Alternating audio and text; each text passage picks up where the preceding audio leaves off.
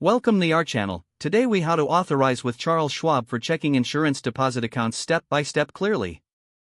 To begin authorizing your Charles Schwab account for checking insurance deposit accounts, visit the Charles Schwab website. Log into your Schwab account using your username and password. Once logged in, navigate to the Accounts tab on the main menu.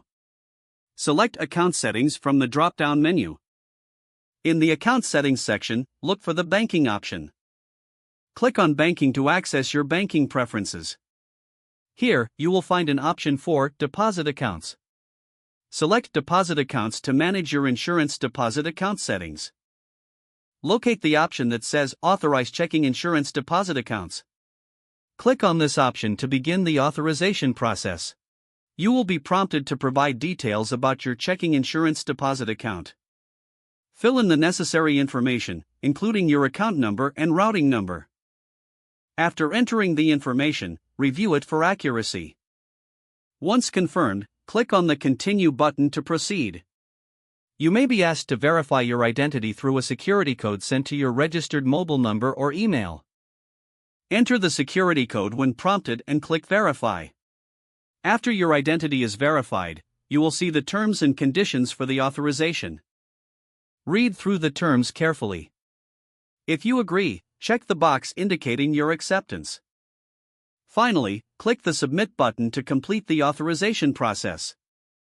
You should receive a confirmation message indicating that your checking insurance deposit account has been authorized successfully. If you have any further questions or need assistance, you can contact Charles Schwab customer service for support. If the page does not load, refresh the browser or try again in a private or incognito window. Make sure you are using the correct email address, then retype it carefully to avoid small typos. If your password is not accepted, use the Reset option and create a new strong password you can remember. Check your spam folder for verification or security emails, then complete any requested confirmation steps. Enable two-factor authentication if available to improve account security and reduce unauthorized access risk.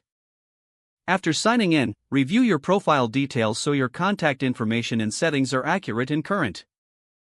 If you see an error message, note it down and try again after restarting your device and internet connection. Log out when you finish, especially on shared devices, to keep your account and payment information secure.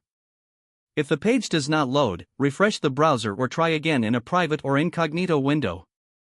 Don't forget to like this video and subscribe.